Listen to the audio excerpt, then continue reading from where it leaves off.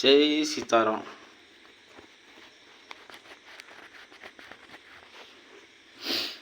வடூர் வடபாதையில் நடுத்தூரில் கைலமேட்டு வழியராக சேர்ந்த காமாட்சி அம்மன் கோயிலில் இன்றைக்கி ராமாயணம் படிக்க வந்திருக்கிறோம். ஜெய் சீதாராம் சொல்லு. உடனே இது நடிக்கும், அங்கே கையை அழிக்கிற மாதிரியும் காலை அழிக்கிற மாதிரியும் ஆக்டிங்லாம் கொடுக்கும். ராமநாமம் சொல்கிறதுனா உனக்கு அவ்வளோ இது திருவிக்குதான் அவ்வளோது விட மாட்டேங்குது. ஒன்று சொல்ல விட மாட்டேங்குது. சொல்லு, சொன்னா உனக்கும் நல்லது எனக்கு நல்லது. இப்போ நீ அங்கேருந்து என்ன நீ தானே அழைச்சிட்டு வந்த ராமாயணம் முடிக்கிறதுக்கு. நான் அப்படியே வீட்டுக்கு போயிடலான்ட்டு இருந்தேன். ரோட்டு முக்கத்தில் இருந்து இப்போ நீ தானே அழைச்சிட்டு வந்த. இங்கே வா, இங்கே வா, நடிக்காத. இங்கே வரு. அப்போ என்ன நடிப்பு, என்ன நடிப்பு.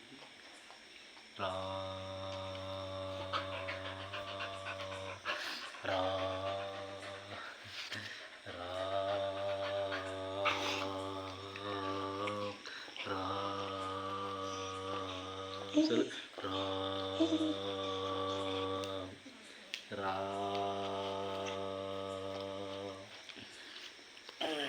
சரி, நம்ம வேலையை பார்ப்போம். அது ஒரு மூடு இல்லை.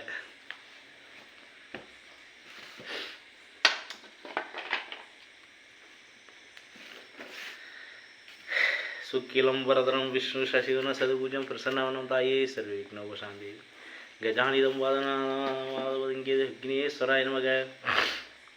இப்போ அவருக்கு கேட்குறதுக்கு தான் பாக்கியம் கிடச்சிருக்கு, சொல்கிறதுக்கு அந்த பாக்கியம் கிடைக்கல. நம்ம பாடுறதுக்கும் வாக்கியம் கிடச்சிருக்கு, கேட்குறதுக்கும் வாக்கியம் கிடச்சிருக்கு. ஒவ்வொருத்தருக்கும் அனுகிரகம் இல்லாமல் சில விஷயம் கிடைக்காது. பகவானுடைய அனுகிரகம் இருக்கணும்னா அதுக்கு முன்னாடி நம்ம நிறைய செஞ்சுருக்கணும், நிறைய நல்ல விஷயங்கள் செஞ்சுருக்கணும். நல்ல விஷயங்கள் செஞ்சு இந்த ஆனந்த ஆத்மாவுக்கு தேவையான நல்ல விஷயங்கள் செஞ்சதுனால இப்படி இன்றைக்கி உட்காந்து ராமாயணம் படிக்கிறதுக்கு எனக்கு ஒரு வாய்ப்பு கிடச்சிருக்கு. காலையிலேருந்து மருந்து கடையில் போய் சர்வீஸ் பண்ணுறதுக்கு ஒரு வாய்ப்பு கிடச்சிருக்கு. இப்போ எவ்வளோ பேரோடு எவ்வளோ கஷ்டத்தோடு அங்கேருந்து ஒரு மன உளைச்சலோடையோ இல்லை ஒரு இதோடையோ வருவாங்க. இப்போ உதாரணத்துக்கு என்கிட்ட என் கூட வேலை பார்க்குறவங்கள நிறையா என்ன பண்ணால் ஏதாச்சும் என்டர்டெயின்மெண்ட் பண்ணிக்கிட்டே இருப்பாங்க. சோகமாக இருப்பாங்க, அவங்கள ஏதாச்சும் குதூகலமாக பண்ணுற மாதிரி ஏதாச்சும் ஒரு காமெடி பண்ணி அவங்கள உற்சாகமாக வச்சுக்கிட்டு என்னை சுற்றி உள்ளவங்கள ஒரு உற்சாகமாக ஒரு புஷ்ஷை பண்ணிக்கிட்டே இருப்பேன்.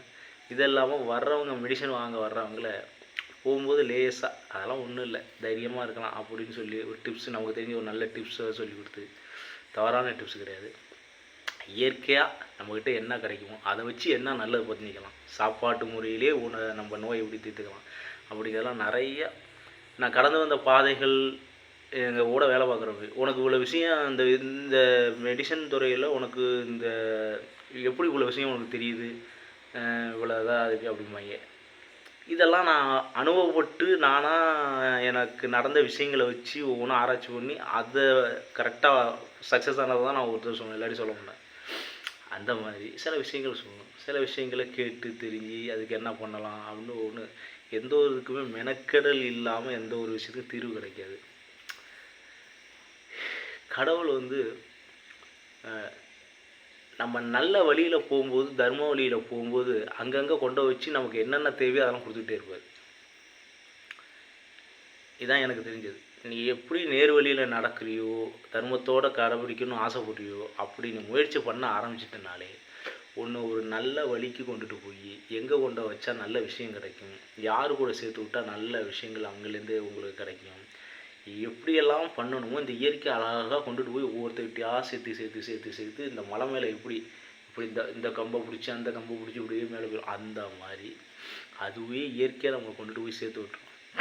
உதாரணத்துக்கு சும்மா இப்போ ஃபஸ்ட்டு ஆரம்பிக்கும் போது இதெல்லாம் என் கூட வரும், பின்னாடியே வரும்.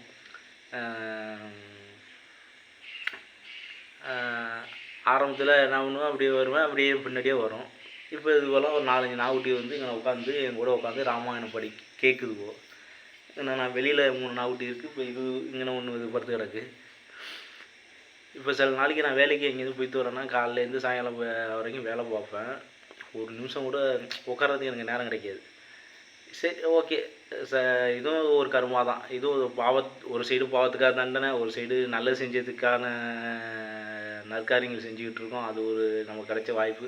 இதெல்லாம் சேர்த்து ஜமாளித்து தான் ரொட்டேட் பண்ணி ஓட்டிகிட்டு இருக்கும்போது, அங்கேருந்து வரும்போது வண்டியிலே சில நேரத்துக்கு பஸ்ஸுக்கு போகாமல் இப்படி வண்டியிலே வரனா ரொம்ப உடம்பு டயர்டாயிரும்.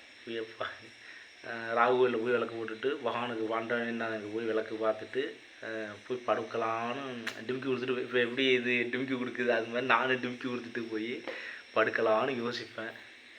வண்டியை இப்படியே விட்டுருவோமான்னு பார்ப்பேன். இந்த நாகுட்டியெல்லாம் வந்து முக்கத்தில் நிற்கும். இந்த ரோட்டு முக்கத்தில் நான் வருவேனான்னு பார்த்துக்கிட்டே நிற்கும். இது என்னடா அது, நமக்காக ஒருத்தங்க ஆர்வமாக காத்துக்கிட்டு நிற்கும்போது அவங்களுக்காக ஓடுறது நமக்கு ஒன்றும் புரியாது. எப்படி சொல்கிறதுன்னா,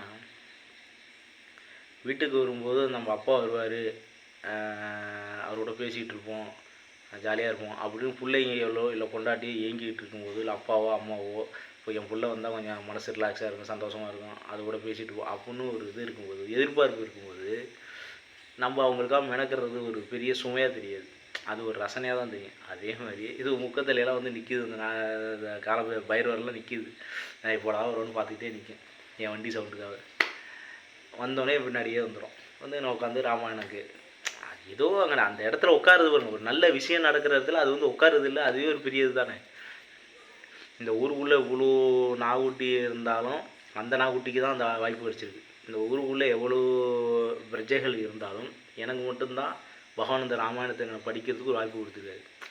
அது மாதிரி கடவுள் அதுக்கான மெனக்கடலை யார் படுறாங்களோ அவங்கள தான் அந்த வழியில் கொண்டு போக முடியும். இப்போ என்ன பண்ணேன், சரி ஐயோ பாவம் காத்துக்கிட்டே நிற்கிது அப்படின்ட்டு நான் வண்டி இங்கே திருப்பி வந்து இப்போ நான் உட்காந்து இந்த ராமாயணத்தை ஓடிக்கிறேன். அதுதான் சரி, நம்ம தெரியாமல் செய்த உதவிக்கு அது பெருசாக நமக்கு உதவி கொடுக்குன்னு சொல்கிறாங்களே, இப்போ இதுதான் என்னை திசை திருப்பி இங்கே அழைச்சிட்டு வந்துருக்கு.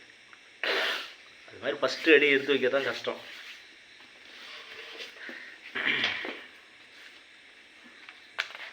இன்றைக்கி ராமாயணத்தில் என்ன பார்க்க போகிறோம், நான் வேறொருவரை நாடி செல்ல மாட்டேன், எனக்கு வேறு எங்கும் சரண் இல்லை, தங்களுடைய புருஷாகாரத்தால் தவ வலிமையை உள்ளடக்கிய மனித முக்கிய முயற்சியால் தெய்வம் தரும் இடையூறுகளை முற்றிலுமாக முறியடிக்க முடியும். சதானந்தர் ஸ்ரீராமரிடம் சொல்கிறார், ஸ்ரீராமா, நிஜமான வசிஷ்டகுமாரர்கள் கொடுத்த சாபம். சதானந்தர் ராமபெருமானிடம் சொல்கிறார், ஸ்ரீராமா, நிஜமான சண்டாள வடிவத்தை ஏற்றுக்கொண்டு வந்து திரிசங்கு கூறிய விவரம் முழுவதையும் கேட்ட ருஷிக புத்திரர் கருணை கொண்டு அன்பு சொட்ட பேசினார். இச்சுவாகு வம்சம் மன்னனே, உனக்கு நல்வரவு கூறுகிறேன். நீ அறிவிலியின் செல்வன் என்பது எனக்கு தெரியும். மன்னரின் சிறந்தவனே, பயப்படாதே, நான் உனக்கு அடைக்கலம் தருகிறேன். யாகத்திற்கு உதவியாக இருக்கக்கூடிய புண்ணிய கர்மானுஷ்டானங்களான எல்லா மாமுனிவர்களையும் நான் அழைக்கிறேன். அரசனே,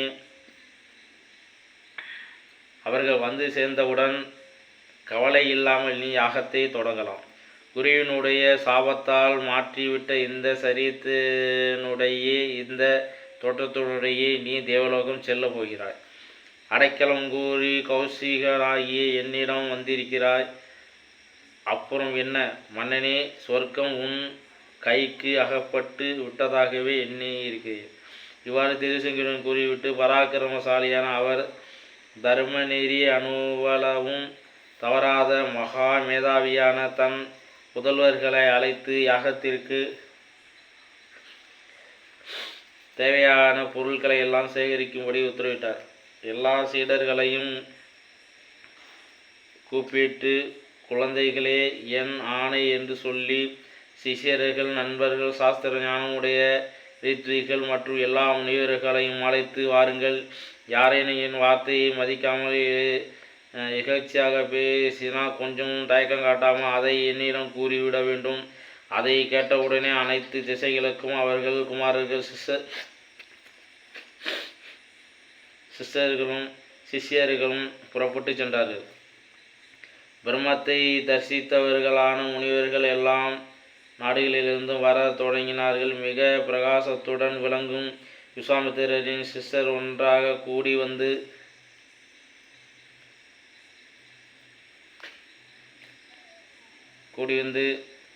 பிரம்மவாதினிகளான எல்லா முனிவர்களுக்கும் கூறியதை சொன்னார்கள். விஸ்வாமித்திரர் யாகம் செய்வதற்காக தங்களை அழைக்கிறார் என்று அவர்கள் குமாரர்களுக்கு சிஷ்யர்களும் கூறி செய்தியை கேட்டு இரு பிரிவாளர்களான அந்தணர்கள் அனைவரும் புறப்பட்டு வந்து கொண்டிருக்கிறார்கள். மகாதேயர் என்ற பெயருடையரை தவிர எல்லா நாடுகளிலும் முனிவர்கள் வருவதற்கு இசைந்துள்ளனார்கள்.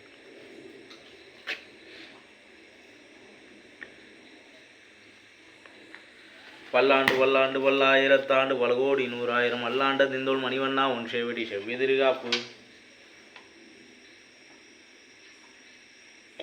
ராமா அடியோடும் இன்னோடும் பிரிவின்றி 1000 பல்லாண்டு வடிவார் நின்றமார்பில் வாழ்கின்ற மங்கையும் பல்லாண்டு வடிவார் சொதி வளத்துறைஞ்சோட்டார் ஆலையும் பல்லாண்டு படைவோர் பக்கம் முழங்கா பஞ்சனியும் பல்லாண்டு. ராமராமா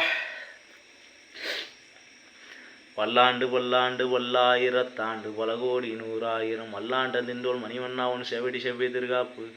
அடியமோடும் நின்னோடும் பிரிவின்ற 1000 பல்லாண்டு வடிவானின் பலமார்பில் வாழ்கின்ற மங்கையும் பல்லாண்டு வடிவார் சொதி வளத்துறைஞ்சோட்டார் ஆலையும் பல்லாண்டு படைவோர் பக்கம் முழங்கா பஞ்சனியும் பல்லாண்டு. பல்லாண்டு பத்தின பரமேட்டி தாங்க உள்ளாண்ட விழுத்திருவிட்டு சித்தன் விரும்பிச்சொல் நல்லாண்டு வந்திரப்பா நமோ நாராயண பல்லாண்டு பரமாண்டு மின்னாதம் சொல்லி திண்டு சன்னகம் சொல்லி நாட்கள் 22 ஜனவரி 25 வந்து பாண்டியன் கொண்டாடப்பட்ட புராணம் தண்டி இண்டி சனம் எடுத்துவது வேண்டி வேதங்கள் ஓதி நினைக்கிறதான் பாதங்கள் யாவும்